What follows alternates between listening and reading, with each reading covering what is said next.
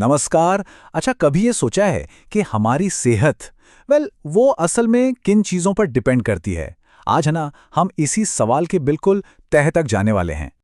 अक्सर हम सब यही सोचते हैं, है ना, कि भाई अच्छे जीन्स हों और थोड़ी सी विल पावर, बस सेहतमंद रहना तो पक्का है। पर क्या होगा अगर मैं कहूं कि ये तो कहानी का बस एक छोटा सा हिस्सा है? क्योंकि असलियत असलियत तो कहीं ज्यादा दिलचस्प और कह सकते हैं पेचीदा है। सेहत कोई मंजिल नहीं, ये तो एक नक्शे की तरह है, एक मैप जिसमें कहीं पड़ते हैं, कहीं रास्ते हैं।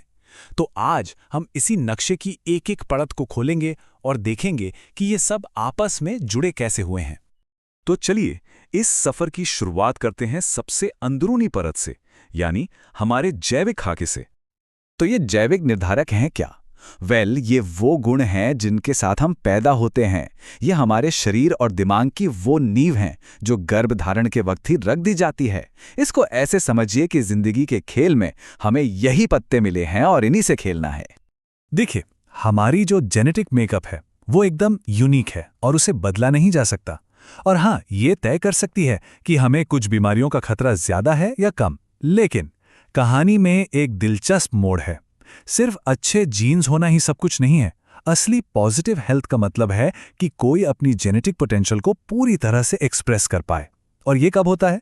ये तभी होता है जब माहौल यानी एनवायरनमेंट साथ दे। हमारा पर्यावरण ही है जो हमारी जेनेटिक पॉसिबिलिटीज को असलियत में बदलता है। ठीक है, तो जीन्स की बात हो गई। अब इससे एक कदम बाहर आते हैं और अगली परत पर चलते हैं। ये वो चीज़ है जिस पर हमारा थोड़ा ज्यादा कंट्रोल होता है, हमारा व्यवहार, हमारी जीवन शैली। अब लाइफस्टाइल या जीवन शैली, ये शब्द सुनने में तो बड़ा सिंपल लगता है ना? पर असल में ये बहुत ब्रॉड कॉन्सेप्ट है। इसका मतलब सिर्फ ये नहीं है कि हम क्या खाते हैं या कितनी एक्सरसाइज करते हैं। नहीं, इसका मतलब है लोगों के जीने का तरीका। मतलब हमारा पूरा का पूरा ढंग, हमारी हर छोटी बड़ी आदत।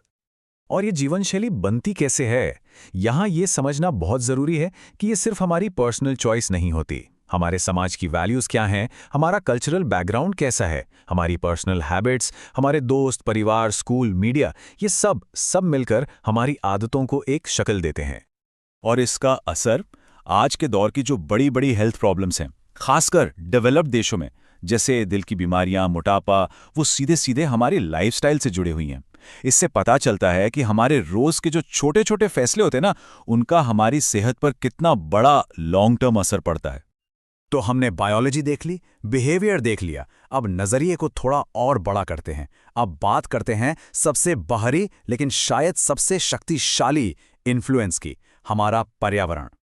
जब पर्यावरण या एनवायरनमेंट शब्द सुनते हैं तो दिमाग में क्या आता है? आमतौर पर बाहर की दुनिया, है ना? लेकिन इंटरेस्टिंग बात यह है कि इसे आंतरिक और बाहरी इन दो हिस्सों में बांटा जा सकता है। तो ये आंतरिक पर्यावरण क्या है? ये है हमारे शरीर के अंदर की दुनिया। समझिए एक पूरा इकोसिस्टम जहां हमारे सारे टिश्यूज, सारे ऑर्गन्स एक दूसरे के साथ हार्मोनी में काम करते हैं। और बाहरी पर्यावरण, वो सब कुछ जो हमारे शरीर के बाहर है। जिस हवा में हम सांस लेते हैं, हमारा समाज, हमारे आसपास के लोग, हमारा फिजिकल एनवायरनमेंट, सब कुछ। और ये जो बाहरी पर्यावरण है ना, इसका हमारी फिजिकल, मेंटल और सोशल वेलबींग पर एकदम सीधा असर पड़ता है। सोच कर देखिए, अगर माहौल सेफ है, सपोर्टिव है, तो सेहत अच्छी रहती है।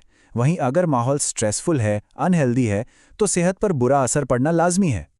तो हमने बायोलॉजी की बात की, लाइफस्टाइल की बात की और एनवायरनमेंट की भी। ये सब अलग अलग टुकड़े हैं।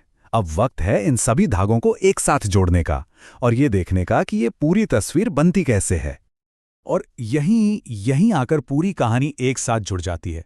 सच तो यह है कि हमारी सेहत किसी एक फैक्टर पर डिपेंड नहीं करती। ये एक कॉम्प्लेक्स वेब है, एक जाल है, हमारी बायोलॉजी का, हमारे बिहेवियर का और हमारे एनवायरनमेंट का। ये सब चीज़ें अकेले काम नहीं करती, बल्कि एक दूसरे पर लगातार असर डालती हैं। इसी से हमारी सेहत की डायनामिक, मतलब हमेशा बदलती रहने वाली तस्वीर बनती है। तो इस सबसे बड़ी सीख क्या मिलती है? यही कि अच्छी सेहत सिर्फ एक पर्सनल अचीवमेंट नहीं है, ये एक इकोलॉजिकल आउटकम है। ये नतीजा है हमारी बायोलॉजी, हमारी आदतों और जिस दुनिया में हम रहते हैं, इन सब के बीच चलने वाले एक लगातार कॉम्प्लेक्स इंटरैक्शन का। तो आखिर में ये हमें एक बहुत बड़े सवाल पर लाकर छोड़ता है। अगर सेहत सिर्फ एक इंडिविजुअल चॉइस का मामला नहीं है, तो फिर एक हेल्दी सोसाइटी बनाने के लिए हमारी कलेक्टिव रिस्पॉन्सिबिलिटी, हमारी सामूहिक जिम्मेदारी क्या बनती है? ये एक ऐसा सवाल है जिस पर हम सबको सोचना चाहिए। इस चर्चा में शामिल होने के लिए शुक्रिया।